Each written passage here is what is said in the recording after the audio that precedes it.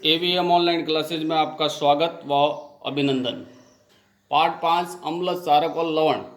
अब इसके अंदर कुछ ऐसे लवण भी या अम्ल होते हैं या क्षारक होते हैं जो किसी के साथ क्रिया नहीं करते और उसके रंग को परिवर्तन नहीं करते या उसके अंदर किसी भी प्रकार का परिवर्तन नहीं करते, उनको उदासीनीकरण कहते हैं। उदासीनीकरण हमने पढ़ा है कि अम्ल नीले लिटमस को लाल कर देते हैं, इनके परिवर्तन कर देता है अम्ल। क्षारक लाल लिटमस को नीला कर देते हैं। आइए अब ये देखें कि जब किसी अम्ल को किसी क्षारक में मिलाया जाता है तो क्या होता है। जब किसी अम्ल को किसी क्षारक में मिलाते हैं तो क्या होता है, इसके बारे में देखेंगे। हम इस सूचक का उपयोग करने जा रहे हैं जिसका आपने अभी तक उपयोग नहीं किया है। हम ऐसे सूचक का भी हम उपयोग करेंगे जिसका आपने अभी तक कोई उपयोग नहीं किया है। इसे फिनालप्थैलिन कहते हैं, जैसे हमने यहाँ पर लिखा भी है। अब तक हमने जो लेसन में जो उपयोग किया है, अब हम ऐसे चीज का उपयोग कर रहे हैं। हम उस सूचक का उपयोग करने जा रहे हैं जिसका आपने अभी तक उपयोग नहीं किया है। इसे क्या कहेंगे? फिनालप्थैलिन कहते हैं। अब इसको समझने के लिए हमको एक क्रियाकलाप करेंगे। ये क्रियाकलाप है, दोनों परत नली हमने यहाँ ये क्षारक ड्रॉपर की सहायता से गिरा रहा है अंदर, अम्ल प्लस सूचक, ठीक है। तो इसके रंग में परिवर्तन हो रहा है इधर, तो ये एक क्रियाकलाप अलग है। इसको अब हम करेंगे। किसी परत नली के 1/4 भाग को तनु हाइड्रोलिक अम्ल से भर लीजिए। कौन सा तनु हाइड्रोलिक अम्ल से भरना? 1/4 भाग को।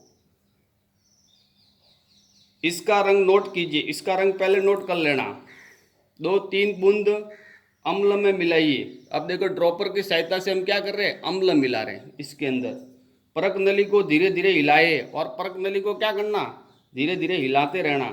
क्या आपको अम्ल के रंग में कोई परिवर्तन दिखाई देता है? फिर आपको देखना, नोट करना कि अम्ल के रंग में हमको कोई परिवर्तन दिखाई दे रहा है या नहीं। अम्लीय विलय में ड्रॉपर से सोडियम हाइड्रोक्साइड की 1 बूंद डालिए। फिर किसकी डालना? ड्रॉपर की सहायता से सोडियम हाइड्रोक्साइड की 1 बूंद और डालना। परत नली को धीरे धीरे हिलाइए। अब वापस परत नली को धीरे धीरे हिलाना। क्या विलय के रंग में कोई परिवर्तन होता है? फिर आपको वापस नोट करना, देखना कि विलय के रंग में कोई परिवर्तन होता है या नहीं। विलयन को निरंतर हिलाते हुए बूंद बूंद करके सोडियम हाइड्रो ऑक्साइड विलय डालना। हिलाते हुए परत नली को हिलाते रहना और बूंद बूंद करके सोडियम हाइड्रो ऑक्साइड विलय इसमें डालना। तब तक जारी रखिए जब तक कि हल्का गुलाबी रंग ना आ जाए। तब तक जारी रखना जब तक हल्का हल्का गुलाबी रंग ना आ जाए। तब तक इस प्रक्रिया को अपने को जारी रखना, डालते हुए कि धीरे धीरे गुलाबी रंग आ जाएगा हल्का हल्का। फिर धीरे धीरे हम उसको हिलाते रहेंगे और ड्रॉपर की सहायता से हम बूंदे इसके अंदर सोडियम की डालते रहेंगे, हाइड्रोक्साइड की। तो क्या हो जाएगा? धीरे धीरे गहरा गुलाबी रंग होना प्रारंभ हो जाएगा।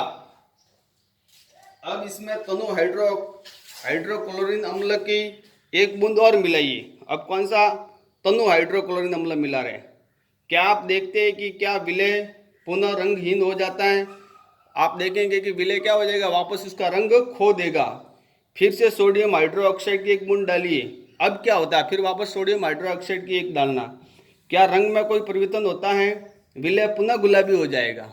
जैसे ही आप तनु हाइड्रोक्लोरिन की अम्ल की बूंद डालेंगे वो अपना रंग छोड़ देगा, और जैसे ही आप उसके अंदर वापस सोडियम हाइड्रोक्साइड की 1 बूंद मिलाएंगे वापस उसके अंदर गुलाबी रंग आ जाएगा। क्या रंग में कोई परिवर्तन होता है?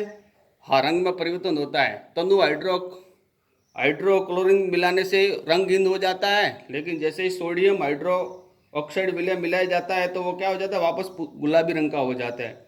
ये स्पष्ट है कि जब विलय क्षारीय होता है तो फिनोल्फथैलिन गुलाबी रंग देता है। इसके विपरीत जब विलय अम्लीय होता है तो ये रंगहीन रहता है। जब अम्लीय होगा तो ये रंगहीन हो जाता है। जब किसी अम्लीय विलय में क्षारकीय विलय मिलाया जाता है तो दोनों विलय एक दूसरे के प्रभाव को उदासीनीकरण कर देते। ये एक दूसरे के प्रभाव को क्या कर देते? उदासीनीकरण कर देते। जैसे हम उसके अंदर वो मिलाते हैं तो रंगहीन हो जाता है, तो उसको वापस क्या कर देता है? उदासीनीकरण कर देता है।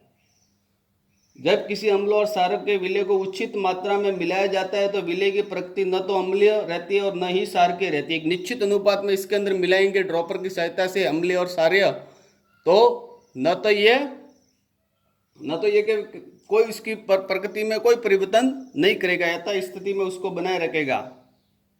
दूसरे शब्दों में अम्ल तथा क्षारक दोनों की ही प्रकृति लुप्त हो जाती है। इसके क्या कहेंगे, दोनों की प्रकृति का उसके ऊपर लुप्त हो जाएगी, दोनों का उसके अंदर कोई असर नहीं होगा। इस प्रकार बना विलय न तो अम्लीय होता है और न ही क्षारकीय होता है।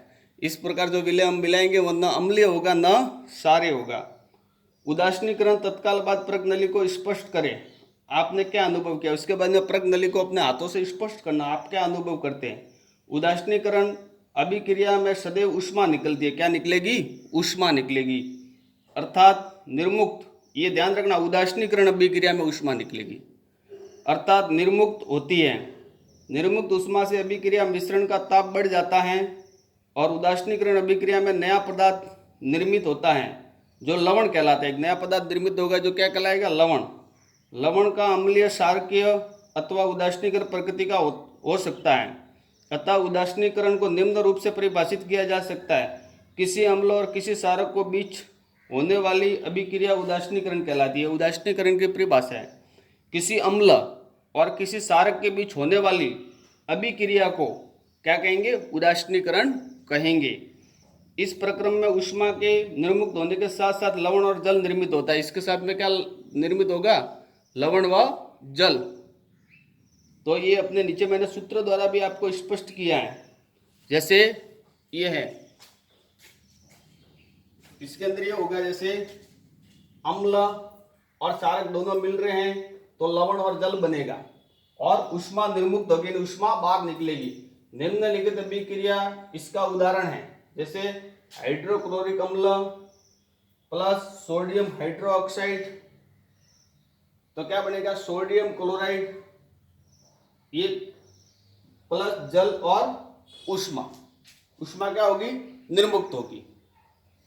तो ये इसका सूत्र है। फिर आगे इसके अंदर ही हम देखेंगे, बूजो ने सोने के पानी में तनु सल्फ्यूरिक अम्ल मिलाया तो अभिक्रिया मिश्रण गर्म हो जाएगा अथवा ठंडा। तो दैनिक जीवन में उदासीनीकरण के अनेक उदाहरण हैं।